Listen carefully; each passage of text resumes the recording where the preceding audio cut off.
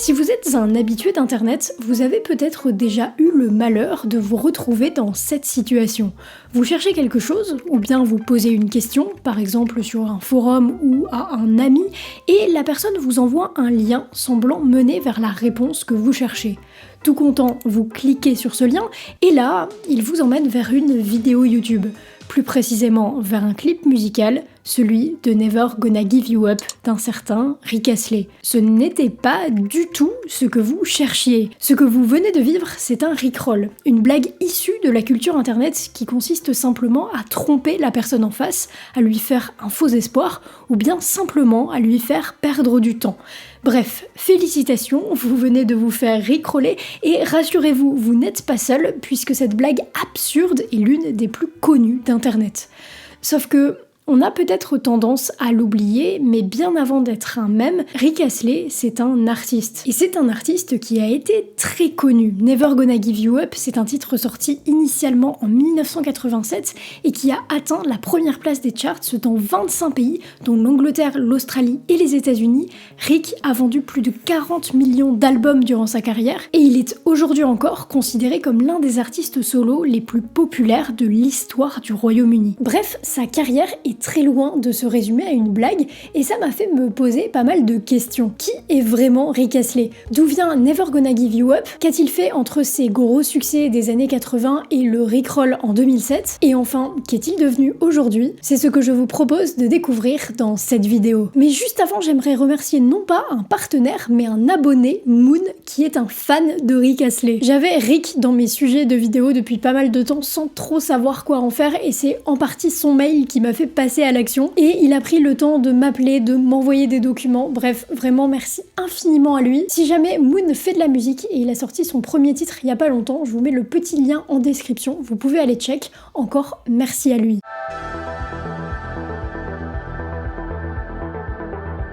Nous sommes au milieu des années 80 et Rick Astley est un jeune anglais de 19 ans qui fait de la batterie dans un groupe de musique nommé FBI. Le groupe n'est pas très connu, cependant il se produit très régulièrement dans les pubs, dans les clubs et aussi dans les concours de musique de la région. Le problème, c'est que le chanteur a d'autres aspirations. Il quitte donc la formation, la laissant sans chanteur. Mais Rick, passionné de chant depuis petit, y voit une opportunité. Il se propose alors de le remplacer et c'est ainsi qu'il devient la voix de FBI. Le groupe continue donc les concerts et un soir, ils se produisent dans un petit club de Warrington et dans le public se trouve un certain Pete Waterman. Pete Waterman, c'est quelqu'un qui a énormément de connexions dans la musique et qui est, entre autres, à cette époque, compositeur et producteur. Et Pete, il a un coup de cœur, non pas pour FBI, mais pour Rick Astley. Immédiatement, il lui propose de venir le rejoindre dans le studio où il travaille et de signer un contrat avec lui. Au départ, Rick refuse, mais finalement, quelques mois plus tard, il finit par accepter et rejoint Pete en studio à Londres et il aménage même chez lui, dans son appartement. Et là, c'est la désillusion. Rick, qui était venu dans l'espoir d'être produit par Pete et de devenir chanteur, se retrouve globalement à être le stagiaire du studio et à servir le thé et le café aux artistes et aux ingénieurs du son. Et quiconque a déjà mis les pieds dans un studio sait que les ingénieurs du son boivent énormément de café. Le seul avantage de sa nouvelle position, c'est qu'il peut faire ses propres maquettes dans le studio le soir et le week-end et discuter avec de très gros producteurs et artistes. En plus, dans le même temps, Pete devient de plus en plus reconnu avec le trio qu'il a formé avec deux autres producteurs, nommés So, pour Stock, Aitken, Waterman. Rick est donc pas mal mis de côté et il voit son rêve s'éloigner un peu plus chaque jour. Lui, qui à la base voulait chanter, se retrouve à assurer les tâches ingrates pour ceux qui chantent. Mais une opportunité va tout changer.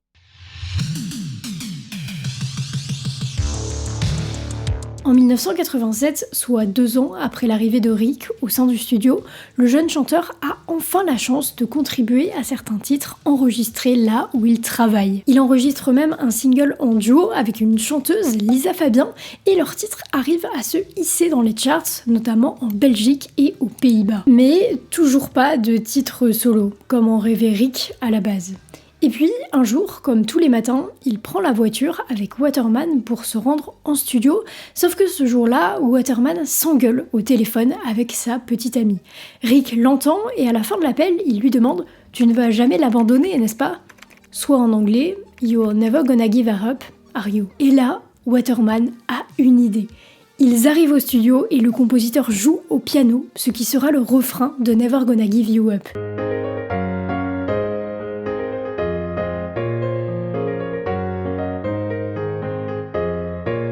Il réunit ses deux collègues de leur trio So et ensemble, ils finissent le titre et écrivent les paroles de la chanson. Et cette chanson, elle sera destinée à Rick Astley. We're no strangers to love. You know the rules and so do I. Sauf que, à la fin de l'enregistrement, personne n'est vraiment convaincu du morceau. C'est un titre un peu étrange.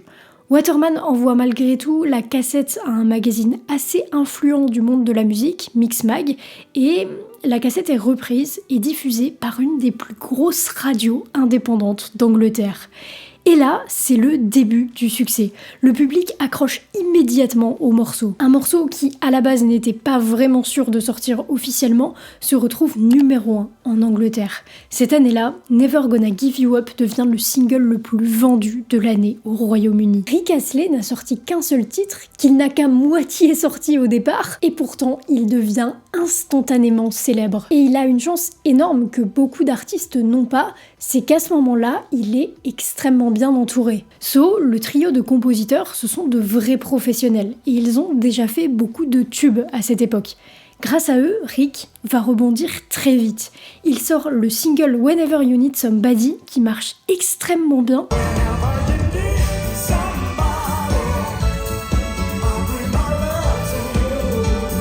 Enchaîne avec l'album du même nom qui marche extrêmement bien également.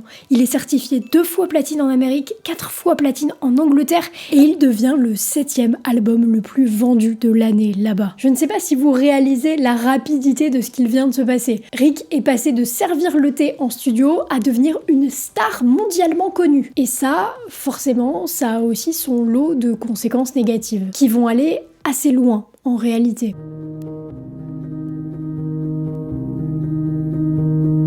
Rick connaît pas mal de succès avec son deuxième album, Hold Me In Your Arms, qui, encore une fois, se place entre autres dans le Billboard 200.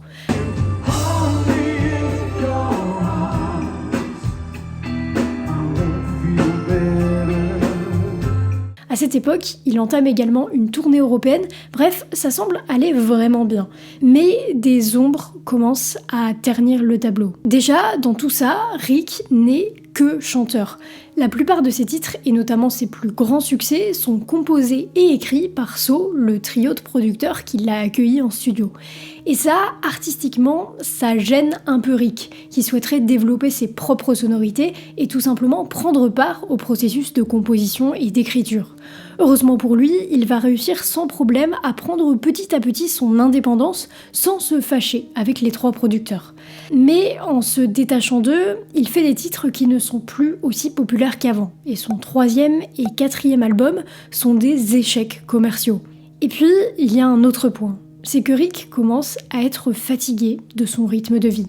Ce dernier est extrêmement exigeant entre les concerts, les promos, le studio. C'est un rythme de vie intense que Rick ne se voit pas maintenir indéfiniment. À présent, il a une petite fille et l'enchaînement des événements le font se remettre profondément en question sur la direction qu'il veut prendre dans sa vie. Et suite à cette remise en question, il va prendre une décision. En 1993, il décide de se retirer de l'industrie de la musique.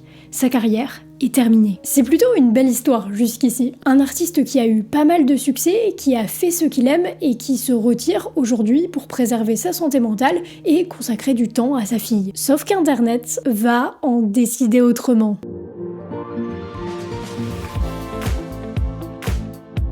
En réalité, Rick va revenir au début des années 2000 avec 2 albums qui vont passer plus ou moins inaperçus et que Rick lui-même ne met pas en avant. Et puis, un jour de 2007, Rick, en vacances, reçoit un mail d'un ami avec un lien. Lien qui mène vers Never Gonna Give You Up. Au début, il ne comprend pas, alors il écrit à son ami qui lui répond en lui renvoyant de nouveau un lien vers Never Gonna Give You Up. Rick, sans le savoir, vient de se faire rickroller. Son ami finit par lui expliquer le concept même du rickroll et aussi l'ampleur que c'est en train de prendre sur internet à ce moment-là. Parce qu'en effet, la blague, à la base diffusée sur le forum 4chan, est en train de se répandre partout sur le web et même dans la vraie vie. We said in the beginning. We also run Mais il y a une question qu'on peut se poser, c'est quelle va être la réaction de Rick? Je ne sais pas si on s'en rend compte, mais ça doit faire bizarre de devenir un mème et que son art devienne une blague. Eh bien, Rick l'a très bien pris et il a trouvé ça hilarant. Il explique avoir trouvé ça un peu étrange au départ, mais sa fille lui a fait prendre beaucoup de recul en lui expliquant que ce n'était pas lui qui était personnellement visé, mais que c'était une blague issue de l'humour internet. De plus, Rick, il n'a pas l'impression que c'est lui sur la vidéo. En réalité, Never Gonna Give You Up était le tout premier clip qu'il tournait. Il n'avait pas de styliste, il n'avait pas de gens pour lui indiquer quelle chorégraphie faire, et il a l'impression aujourd'hui que la personne du clip est juste une version exagérée de lui-même. Donc, du côté émotionnel, Rick réagit extrêmement bien. Mais ce titre et cette exposition soudaine et totalement imprévisible lui ont donné envie de refaire de la musique. Et il se trouve que le rickroll va lui permettre de relancer sa carrière.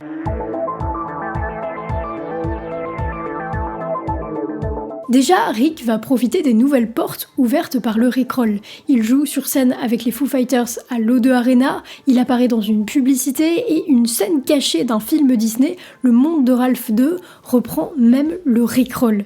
Bref, Rick saisit toutes les opportunités qui lui sont offertes sans pour autant sortir de version remix de la chanson, ce que peuvent faire certains artistes dans ce cas. Mais par contre, il va ressortir des albums officiellement. Si son album de retour n'est pas un succès mondial comme son tout premier, c'est un carton au Royaume-Uni où il devient numéro 1 et certifié platine.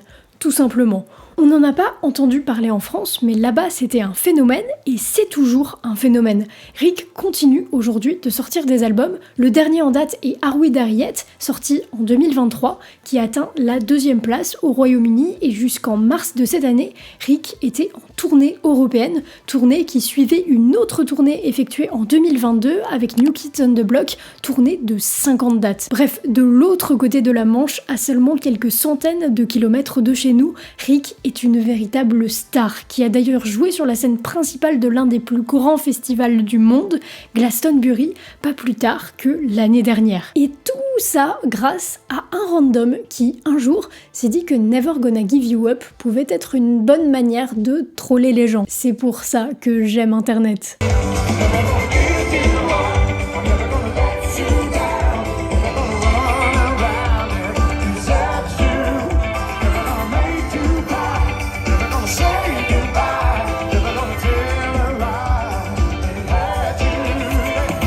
J'espère que cette vidéo vous en a appris un peu plus sur Rick, parce que derrière la blague, il y a un vrai artiste, des vrais morceaux, et aussi un homme qui est très drôle et très posé en interview. L'histoire est très belle, je trouve, et très saine. Bref, merci encore à Moon de m'avoir consacré du temps, merci à vous de m'avoir écouté. C'était Lovie, je vous dis à la semaine prochaine, prenez soin de vous.